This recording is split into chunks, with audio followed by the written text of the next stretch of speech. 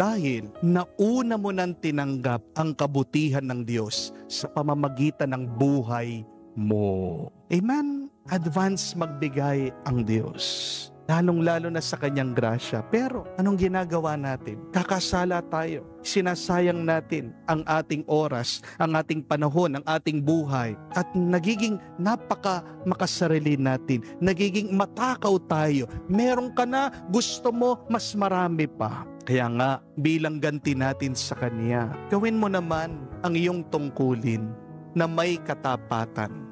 Tumulong ka sa mga kailangan tulungan. Mahalin mo ang mga kailangan mahalin. Magbigay ka sa mga kailangan bigyan. At huwag ka maghintay ng kapalit. Naalala ko po, may nagsabi, the true measure of love is when you keep on serving even if nobody notices. Kung tumutulong ka lang para mabayaran, kapatid, pakitang tao ka lang. Amen? At anong ibig sabihin nun? Plastic ka lang.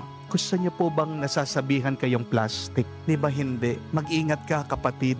Kung ang dahilan ng iyong paglilingkod ay para mapansin ka lang, darating ang araw. Mapapagod ka, pagsasawa ka, at susuko ka. Pero kung ang dahilan mo para gumawa ng mabuti ay dahil mahal mo ang Diyos, nagpapasalamat ka sa Diyos, makikita mo, hindi ka mauubusan ng lakas.